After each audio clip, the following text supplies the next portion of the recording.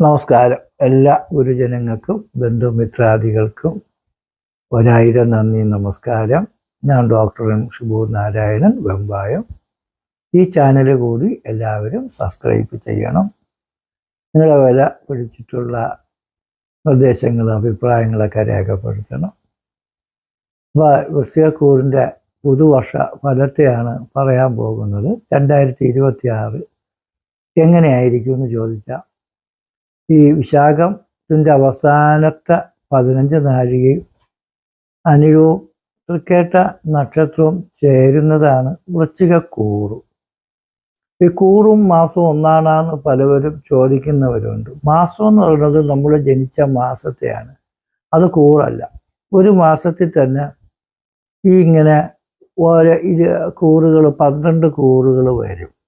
മേഷാശി പ്രഥമ നവർഷചരണേ ചക്രസ്ഥിത രാശിയാഹാരാണ്. മേഷം മേടൻ രാശി, അശ്വതി നക്ഷത്രം, നവർഷ ചരണം, നവർഷ 9, ചരണം പാദങ്ങൾ 9 പാദങ്ങൾ. അതാണ് അശ്വതിക്ക് 4 കാല്, കാല് അര മുക്കാൽ 1, ഭരണിക്ക് 4 കാല്, ഭരണി 1-ാം കാല്, 2-ാം പാദം, 3-ാം പാദം, 4-ാം പാദം, കാർത്തികയുടെ 1 പാദം. അങ്ങനെ 9 പാദങ്ങൾ ചേരുന്നതാണ് ഒരു രാശിക്കൂറ്. അങ്ങനെ വരുമ്പോൾ ഈ ഒരു മാസത്തിൽ തന്നെ 27 നക്ഷത്രത്തിനും 12 രാശിക്കൂറുകളുണ്ട്. അപ്പോൾ ഈ വൃശ്ചികക്കൂറെന്ന് പറയുന്നത് വിശാഖത്തിൻ്റെ അവസാനം അനിഴം കേട്ടയാണ് എപ്പോഴും ഈ കൂറെന്ന് പറയുന്നത്. മാസം ഏത് വേണോ ആവാം. അപ്പോൾ ഈ കൂറുകാർക്ക് ഈ വർഷം 2026 പകുതി വരെ ഇത്തിരി വിഷമങ്ങളാണ്.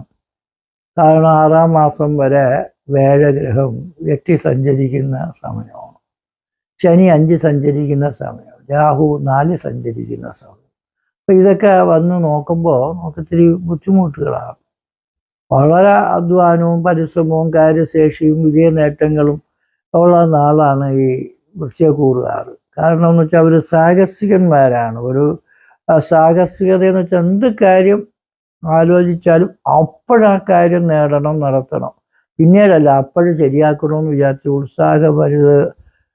ഉത്സാഹത്തോടു കൂടി കാര്യം നേടുന്നവരും പരിശ്രമശാലികളുമാണ്, സാഹസികതയുള്ളവരാണ്. പക്ഷേ നമുക്കിപ്പം വേഴ 8 നിൽക്കുമ്പോൾ 8ൻ്റെ പണി കിട്ടുന്ന സമയമാണ്. 8ൻ്റെ പണി എന്ന് വെച്ചാൽ ജ്യോതിഷത്തിൽ ഏറ്റവും അഴുക്ക രാശിയാണ് 8. അവിടെയാണ് വേഴൻ സഞ്ചരിക്കുന്നത്. അപ്പോൾ വേഴ 8 നിന്ന ജാതം വാ വിഫലം വിനഷ്ട വികലോ തത്രോ അതികഷ്ടോ അഷ്ടമ. ജാതം വാ വിഫലം, ഒരു ഫലവും നമുക്ക് കിട്ടണില്ലല്ലോ ജ്യോത്സ്യരെ, എൻ്റെ ജാതകത്തിൽ ഇപ്പോൾ നല്ല സമയമാണെന്ന് പറഞ്ഞെങ്കിലും എനിക്ക് കുഴപ്പം മാറണില്ല എന്ന് പറയും. വിഫലമാണ്. ഒരു ജോലി കിട്ടിയാൽ സാലറി കിട്ടൂല, ബിസിനസ്സിൽ മെച്ചം കിട്ടൂല, പ്രോഫിറ്റ്, കമ്മീഷൻ, മെച്ചം, നേട്ടമൊന്നും കിട്ടൂല. അതുകൊണ്ട് പല മെന്നന്മാരും ഉള്ള ജോലി കളയിട്ട് വേറെ ജോലിക്ക് പോവാമെന്ന് വിചാരിക്കും. പോയാൽ ഉള്ള പണി പോവുകയും ചെയ്യും, വേറെ ഒന്നും കിട്ടിയില്ല, അതും കൂടെ ഓർമ്മിക്കണം. അതേപോലെ ഒരു അധികാരികളാണ് ഈ വൃശ്ചികക്കൂറുകാർ. പോലീസ്, പട്ടാളം, വക്കീല്, വലിയ വലിയ ജോലി അധികാരമൊക്കെ ഉള്ളവരാണ് കൂടുതലും. ചില ആൾക്കാർക്ക് ജോലിക്ക് താല്പര്യമില്ലാത്തവരുണ്ട്, അവർ വേറെ അവർക്ക് ഇഷ്ടപ്പെട്ട പണികൾ ചെയ്യണവരുമുണ്ട്. പക്ഷെ എങ്കിലും അവർക്ക് ഉദ്യോഗസ്ഥന്മാരുടെയും അധികാരികളുടെയൊക്കെ വിരോധം ഉണ്ടാകും. നമ്മൾ ചെറിയ കച്ചവടം നടത്തിയാലും ഉദ്യോഗസ്ഥന്മാർ വന്ന് നമ്മളെ എന്തെങ്കിലും കേസിൽ കുരുക്കാൻ ശ്രമിക്കും. അത് ഉദ്യോഗത്തിൻ്റെ ഭാഗമായിട്ട് അവർ ചെയ്യണം. ബാങ്കിൽ ചെന്ന് ലോൺ എടുത്താൽ ബാങ്ക് മാനേജർ വന്നിട്ട് ജപ്തി ചെയ്യാൻ ശ്രമിക്കും. അങ്ങനെ കുറേ കടങ്ങളും പൈസകളും ബുദ്ധിമുട്ടുകളും ഒക്കെ നമുക്ക് അനുഭവപ്പെടുന്ന സമയമാണ്. അങ്ങനെ വ്യാതംബ വിഫലം, ഇതിൻ്റെ ജോലി കൊണ്ടും അധ്വാനം കൊണ്ടും ബിസിനസ് കൊണ്ടും പ്രവർത്തനങ്ങളെ കൊണ്ടും ഒരു ഗുണവും എനിക്ക് കിട്ടണില്ല എന്ന് തോന്നി പാലിച്ച ജോലിയാണെന്ന് പറഞ്ഞ് ചെറിയ കാര്യത്തിനും ജോലി കളഞ്ഞിട്ടും ഉണ്ടാതെ നടക്കാനൊക്കെ തോന്നിപ്പോവും. ഒരു കാരണവശാലും അങ്ങനെ ചെയ്യരുത്. നിങ്ങൾക്ക് ജോലിയാ കാര്യങ്ങളാ ഉണ്ടെങ്കിൽ നിങ്ങൾക്ക് വേണ്ടാന്ന് വിചാരിക്കരുത്. വേണമെങ്കിൽ ഒരു ലീവ് എടുത്തിട്ടാ കുറച്ച് ദിവസം മാറി നിന്നിട്ടാ കാര്യങ്ങൾ നമുക്ക് വീണ്ടും അതിലേക്ക് പ്രവേശിച്ച് ചെയ്യാനുള്ള ഒരു മനസ്സ് കാണിക്കണം. ഈ നഷ്ടം കയ്യിരുന്നത് പോവും, കിട്ടാനുള്ളത് കിട്ടൂല, തരാനുള്ളത് തരൂല, കടവും കൂടെ ആയിപ്പോവും. അതും കൂടെ ഒരു പ്രശ്നമാണ്. അതുകൊണ്ട് പൈസ ഇടപാടുകളെല്ലാം വളരെ റെക്കാർഡിക്കലായിട്ട് ചെയ്യാവില്ലെങ്കിൽ നമ്മളൊരാൾക്ക് പൈസ കൊടുത്താൽ ആൾ വീട് തരാം, വസ്തു തരാം, കാര്യം നടത്താം, എല്ലാം ഓക്കെയാണെന്ന് പറഞ്ഞ് നമ്മളെ പറ്റിച്ചുകൊണ്ട് പോവും. ഈ കല, ഐശ്വര്യ, അപവൃത്തിക്കെല്ലാം മങ്ങൽ, ശത്രുവും കഷ്ടവും വളരെ കഷ്ടമാണ്. ഈ അഷ്ടമം മരണസ്ഥാനമാണ്. അതുകൊണ്ട് മരിച്ചു എന്ന് ഒരാശുപത്രിക്കാർ പറയുന്ന സമയം നമുക്കൊരു പനി വന്നാലും പെട്ടെന്ന് മാറൂല, സർജറിയൊക്കെ വന്ന് ഒരു ദിവസമെങ്കിലും 1 മണിക്കൂറെങ്കിലും ആശുപത്രി കിടക്കാനൊക്കെ യോഗമുള്ള സമയം പെട്ടെന്നുണ്ടാകുന്ന അറ്റാക്കുകൾ ആ വിഷമതകളൊക്കെ ഉണ്ടാകുന്ന സമയമാണ്. അപ്പോൾ അതുകൊണ്ട് നമ്മൾ വളരെയധികം വിഷ്ണുവിനെ ഭജിക്കണം, ശിവനെ ഭജിക്കണം, ദേവഭജനമൊക്കെ വേണം. ഈശ്വരാനുഗ്രഹം മറഞ്ഞു നിൽക്കുന്ന സമയമാണെന്ന് പറയും. വേഗം മറഞ്ഞു നിൽക്കുമ്പോൾ ഈശ്വരൻ്റെ അനുകൂലം കുറവാണ്. കൃഷ്ണേ അനുകൂലേ പ്രായോ അനുകൂലാക്ക സകലാശ ദേവ സത്പ്രതികൂല സതി ന അനുകൂല എന്നാണ്. വേഴൻ അനുകൂലിച്ച് നിൽക്കുമ്പോൾ എല്ലാ ദേവന്മാരുടെയും സഹായവും അധികാരികളുടെ പ്രീതിയും കാര്യവിജയങ്ങളും കിട്ടും. വേഴം പ്രതികൂലിച്ച് നിൽക്കുമ്പോൾ നമുക്ക് ദോഷഫലമാണ്. അപ്പം ഞാൻ അനുകൂല ദൈവാനുഗ്രഹം ഇല്ലാതെ വരും. ഈശ്വരാനുഗ്രഹം ഇല്ലാത്ത സമയത്ത് നമുക്ക് ഭയങ്കര ബുദ്ധിമുട്ടുകളും ഉണ്ടായിപ്പോകും. അതുമല്ല വേഴയിട്ട് നിന്ന വിത്തക്ഷയം, പ്രവാസ, രോഗാഞ്ജനന്തി, മരണഭീതി, ബാധന, നഷ്ടം, നാട് വിട്ടുപോക്ക്, രോഗങ്ങൾ, മരണ ഭയങ്ങളൊക്കെ നമുക്ക് എല്ലാ ഭാഗ്യം ഉണ്ടെങ്കിൽ ആത്മഹത്യ വരെ ചെയ്യണമെന്ന് തോന്നുന്ന സമയമാണ്. അതുപോലെ അയാൾക്ക് എന്തോരോ ഗ്രഹപ്പഴയാണ്. അല്ലെങ്കിൽ പിന്നെ എങ്ങനെയൊന്നും പറ്റൂല, പാവമാണ്, നല്ല മനുഷ്യനാണ്. അപ്പോൾ ഈ ഗ്രഹങ്ങൾ പഴിച്ച് നിൽക്കുന്ന സമയമാണ് ഗ്രഹപ്പഴ. അപ്പം വിത്തക്ഷേതന നഷ്ടം, പ്രവാസി നാടും വീടും വിറ്റുവരക്കി വിട്ടുമാറി പോകണമെന്ന് തോന്നും. വിദേശത്തിരിക്കുന്നവർക്ക് അവിടുത്തെ രാജ്യം വിട്ട് വേറെ രാജ്യത്ത് പോകണമെന്ന് തോന്നും. നാട്ടിൽ നിൽക്കുന്നവർക്ക് ഇവിടുന്നൊരു ലീവ് എടുത്ത് വിദേശത്ത് പോകണമെന്ന് തോന്നും. ജോലിക്കും പൈസയ്ക്കൊക്കെ പോകണമെങ്കിൽ നമ്മൾ സൂക്ഷിക്കണം. പെട്ടെന്ന് നമുക്ക് 2026 6 മാസം വരെ പെട്ടെന്ന് നമുക്ക് നമ്മൾ വിചാരിച്ചതുപോലെ നേട്ടങ്ങൾ കിട്ടൂല. കോട്ടങ്ങൾ വരുന്നത് കൊണ്ട് എവിടെയാണെങ്കിലും ഉറച്ചു നിൽക്കണം. അതേപോലെ ജാതം ഏറ്റ് നിന്ന് കഴിഞ്ഞാൽ വിത്തക്ഷയം, പ്രവാസ, രോഗ എന്ന അസുഖങ്ങൾ, മരണ ഭീതി, പെട്ടെന്നുണ്ടാകുന്ന അസുഖങ്ങൾ, മരണഭയങ്ങൾ, അപകടങ്ങൾ, കടങ്ങൾ, ഇതൊക്കെ ഉള്ള സമയം. പിള്ളേരുടെയും വഴക്കിന് പോകരുത്. കാരണം ഈ സന്താനങ്ങൾ കലപിച്ചു പോവുകയും മരിച്ചു പോവുകയും ചെയ്യുന്ന സമയമാണ് വേഴയിട്ട് നിൽക്കുമ്പോൾ. അപ്പോൾ മക്കളുടെയും വഴക്കിനൊന്നും പോകരുത്. പിള്ളേർക്കും വേണ്ടി കുറച്ച് പൈസ കടം വാങ്ങിക്കുക, അവരുടെ പഠിത്തത്തിന് വേണ്ടി, അവരുടെ കല്യാണത്തിന് വേണ്ടി, വിദേശ യാത്രയ്ക്ക് വേണ്ടി. പൈസ ഇല്ലെങ്കിലും നമുക്ക് കുറച്ച് വസ്തുവൊക്കെ വിറ്റെങ്കിലും കൊച്ചുങ്ങളെ കാര്യം നടത്തണമെന്നൊക്കെ അച്ഛനമ്മമാർക്ക് തോന്നും. തോന്നണേ കുഴപ്പമില്ല, അവർ നന്നായി വരെയുള്ളൂ. പക്ഷെ എങ്കിലും നമ്മളെ ഇരുന്നത് പോയല്ലോ എന്നുള്ളൊരു ടെൻഷനൊക്കെ നമുക്ക് തോന്നിപ്പോകും. അപ്പോൾ ഈ വേഴം അറ്റി നിൽക്കുമ്പോഴത്തേക്ക് ഭാഗ്യക്കുറവുണ്ട്. അതുകൊണ്ട് ഈ പ്രാവശ്യം നമുക്ക് ഈ വരുന്ന ആദ്യകാലം ദോഷം. അത് കഴിയുമ്പോൾ വേഴം 9 വരും. 2026 6 മാസം മുതലാണ് വേഴം എത്തിയെന്ന് മാറി 9-ലും, അതിൻ്റെ അടുത്ത കൊല്ലം 10-ലും, അതിൻ്റെ അടുത്ത കൊല്ലം 11-ലും വരും. കാരണം വേഴൻ ഒരു കൊല്ലം ഒരു രാശിയിൽ സഞ്ചരിക്കും. അങ്ങനെ 12 രാശി ജ്യോതിഷത്തിൽ കൊണ്ടു. അപ്പോൾ വേഴം 12 രാശി ചുറ്റിക്കിറങ്ങി വരുന്ന കാലത്തെയാണ് ഒരു വേഴ വട്ടം എന്ന് പറയണം. സൗരയൂഥത്തിലെ ഏറ്റവും വലിയ ഗ്രഹമാണ് വേഴൻ. ഈ വേഴൻ എന്ന് പറയുന്ന ഗ്രഹം നമുക്ക് അനുകൂലിച്ചിരുന്ന ഏതൊക്കെ ഗ്രഹങ്ങൾ പിഴച്ചു നിന്നാലും ആ ഗ്രഹപ്പഴ മാറി കിട്ടും. അങ്ങനെയും കൂടെ ഉണ്ട് കാര്യം. അപ്പോൾ വേഴൻ നമുക്ക് 9 വരും.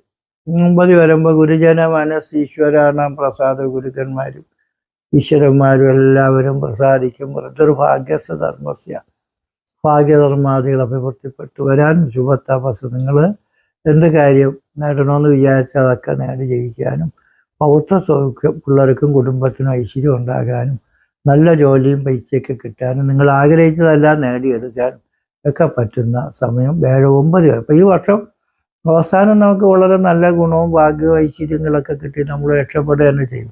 ഇപ്പോഴുള്ള കാര്യത്തിന് എന്തെങ്കിലും പരിഹാരം ചെയ്യണം. ആ 4 സർപ്പം നിൽക്കുന്ന സമയമാണ്. ക്ഷേത്രാണാമവി വാഹനസജ വിപത്തെന്നാണ്. അപ്പോൾ വാഹനം ഓട്ടിക്കുന്ന സൂക്ഷിക്കണം. ഇപ്പോൾ ക്ഷേത്രം അമ്പലം വയ്ക്കുന്നതിനും വീട് വയ്ക്കുന്നതിനൊക്കെ തടസ്സം വരും.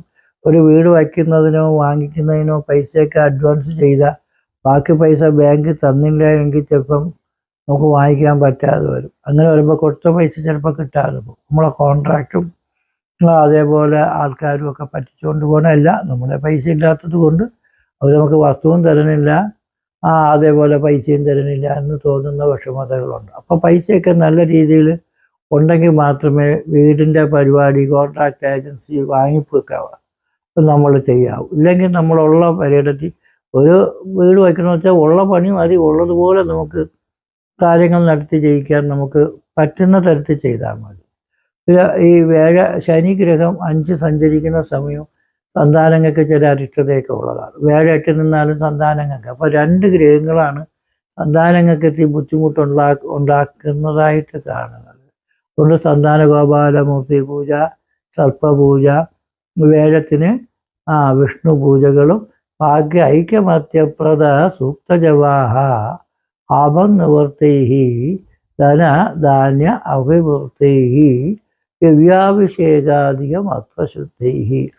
അങ്ങനെ ഭാഗ്യസൂക്തജപം, ഐക്യമത്യ സൂക്തജപം, ദേവീ നിഷേവ ഗണനാഥ ഹോമ ഭാഗ്യ ഐക്യമത്യപ്രദ സൂക്തജപാഹ. ഗണപതിഹോമം, ഭഗവത് സേവ, ഐശ്വര്യ പൂജ, വിഷ്ണു പൂജ ഇതൊക്കെ നടത്തുമ്പോൾ കുറേ ഗ്രഹപ്പുഴയൊക്കെ മാറും. നമ്മൾ പൂജയൊക്കെ നടത്തുന്നത് കൊണ്ട് പുണ്യം കിട്ടും. കാരണം ഒരു ചെടി വെയിലത്ത് ഉണങ്ങി നിന്നാൽ എന്ത് ചെയ്യും? പുഴുത് നട്ടാൽ പട്ടുപോകും. വെള്ളവും വളമൊക്കെ മൂട്ടിയിട്ട് കൊടുത്താൽ ആ വെയിലിനെ അതിജീവിച്ച് കാച്ച് നല്ല പൂവും ഫലവും കായും ഒക്കെ കിട്ടും. അങ്ങനെ ആണ് നമുക്ക് ഈ പരിഹാര പൂജകളൊക്കെ കൊണ്ട് നമുക്ക് കിട്ടുന്ന ഗുണങ്ങൾ. അപ്പോൾ അതുകൊണ്ട് നമ്മൾ വിഷ്ണുവിനെയും ശിവനെയും കുടുംബദേവന്മാരെയും സർപ്പദേവതകളെയൊക്കെ ഒന്ന് പ്രാർത്ഥിച്ചുകൊണ്ട് പ്രവർത്തിച്ചാൽ നമുക്ക് എല്ലാവിധ ഐശ്വര്യങ്ങളും അഭിവൃദ്ധികളും നമുക്ക് തീർച്ചയായിട്ട് കിട്ടും. പിന്നെ ദോഷങ്ങൾ നമുക്ക് ജാതകത്തിൽ ദോഷമാണെന്നും കൂടെ അത് നോക്കുന്നത്. ജീവിതത്തിൽ ഗ്രഹപ്പഴ കൊണ്ടുള്ള പ്രശ്നങ്ങളാണ് ഈ പറഞ്ഞത്. ജാതകത്തിൽ നമുക്ക് നല്ല ദശാകാലങ്ങളൊക്കെ ആണെങ്കിൽ ദോഷം കുറഞ്ഞിരിക്കും. ജാതകത്തിലും സമയദോഷമൊക്കെ ഉണ്ടെങ്കിൽ ദോഷം കൂടിയിരിക്കും. അപ്പോൾ അതിന് നമുക്ക് ജാതകം പരിശോധിക്കണമെങ്കിൽ ജനനത്തീയതി, ജനിച്ച സമയം, ജനിച്ച ജില്ല, പേര്, നക്ഷത്രം, വിശദമൊക്കെ അയച്ചു തരുള്ളൂ. പിന്നെ കാലഭൈരവ ക്ഷേത്രത്തിൽ ഇങ്ങനെയുള്ള ഗ്രഹപ്പഴയുള്ള സമയത്ത് പ്രാർത്ഥനകൾ, വഴിപാടുകൾ, പൂജകൾ ഒക്കെ ചെയ്യണം നല്ലതാണ്. കാലഭൈരവ ക്ഷേത്രം അമാവാസിയിരുന്ന് രാവിലെ തൊട്ട് വൈകുന്നേരം വരെ അമ്പലം തുറന്നിരിക്കും. ആ സമയത്ത് നമുക്ക് രാവിലെ ഗണപതി പൂജ, 10 മണിക്ക് മുത്തുഞ്ചിവമുണ്ട്, യുവരാജ പൂജയുണ്ട്, 4 മണിക്ക് 5 മണിക്ക് ഭദ്രകാളി പൂജയുണ്ട്, 6 മണി തൊട്ട് 7 മണി വരെ പാല്, തൈര്, വെണ്ണ, കളഭം, കുങ്കുമം, നെയ്യ്, തേൻ ഇങ്ങനെയൊക്കെയുള്ള വിശിഷ്ട ദ്രവ്യങ്ങളെ കൊണ്ടുള്ള അഭിഷേകം, പുഷ്പാഭിഷേകം, ഭസ്മാഭിഷേകം, ദീപാരതി മുതലായ പുണ്യ പ്രവൃത്തികളും ഈശ്വര ചൈതന്യം വർദ്ധിപ്പിക്കുന്ന പൂജ വിധാനങ്ങളും ഒക്കെ ഉണ്ട്. ഈ പൂജയിൽ പങ്കെടുക്കാൻ താല്പര്യമുള്ളവരോ വഴിപാട് നടത്താൻ ആഗ്രഹമുള്ളവരോ ഭക്തജനങ്ങളായിട്ടുള്ള ആൾക്ക് ഈ വാട്സപ്പിലേക്ക് മെസ്സേജുകൾ അയക്കുക. നിങ്ങൾക്ക് എന്തുകൊണ്ടും ഈ വർഷം ആദ്യഘട്ടം ഒത്തിരി ബുദ്ധിമുട്ടുകളും പ്രയാസങ്ങളും നിറഞ്ഞതാണ്.